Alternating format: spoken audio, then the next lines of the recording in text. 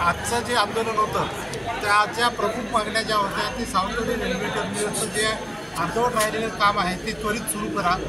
त्याच्यानंतर ज्या गाड्या कोरोना काळात थांबल्या रद्द झाल्या त्या पूर्ववत चालू करा आणि नवीन गाड्यांची सावंतवाडी स्टेशनला सुरुवात करा। आता 10 वर्ष जवळजवळ होत आली भूमिपूजन होऊन सावंतवाडी टर्मिनलचं आणि 10 वर्षानंतर ते टर्मिनलचं अपुरं काम का अडलेलं आहे याचा ना केंद्र सरकारने खुलासा केला आहे ना राज्य सरकारने खुलासा केला आहे। त्यावेळी ज्यांनी हे उद्घाटन भूमिपूजन केलं तेच आता पुन्हा मुख्यमंत्री झालेले आहेत। तर त्या मुख्यमंत्र्यांनी हे जे अपुरं राहिलेलं काम आहे ते त्वरित सुरू करावं ह्या मागणीसाठी आम्ही आंदोलन केलं होतं। आज रेल्वे प्रशासनाचे रत्नागिरीचे अधिकारी भेटून गेले। त्यांचं म्हणणं आहे की बेलापूरच्या अधिकाऱ्यांच्या बरोबर रेल्वे प्रवासी संघटनेची बैठक 27 तारीखनंतर कधीही आयोजित करू आणि त्या बैठकीत या प्रश्नांवरती चर्चा केली जाईल आणि त्याच्यावरती काहीतरी ठोस उपाययोजना संदर्भात आपण चर्चा करू अशी त्यांनी आश्वासन दिलेलं आहे।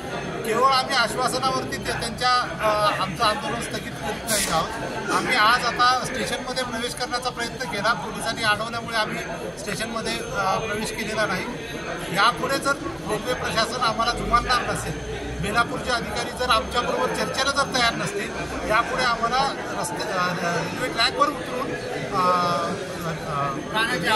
रेल रोको आंदोलन करावं लागेल आणि ही पाळी रेल्वे प्रशासनाने आमच्यावर आणू नये एवढीच विनंती आहे। त्याचं गांभीर्य हे बेलापूरच्या प्रशासनाला नाही आहे। मध्येच रिजनल ट्रॅफिक मॅनेजर जे आज आले ते आम्हाला संघटनेला भेट देऊन गेलेले।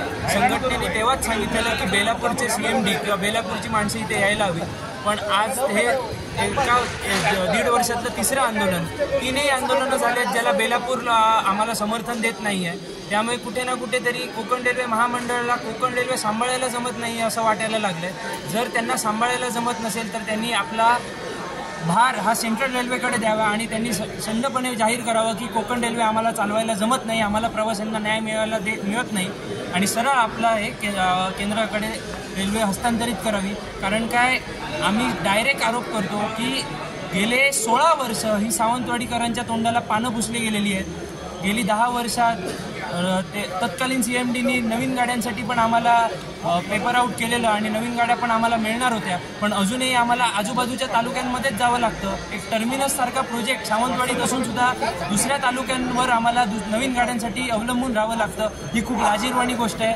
आणि ह्याच सगळ्या गोष्टींचा बेलापूरला गांभीर्य नाही आहे। त्यामुळे आम्ही बेलापूर प्रशासनाचा जाहीर धिक्कार करतो। त्यांना जर आमच्या बाबतीत रिस्पेक्ट असेल तर त्यांनी आमच्या मागण्या कन्सिडर कराव्यात, नाहीतर त्यांनी आपलं कामकाज थांबवावं आणि सेंट्रल रेल्वेला द्यावं।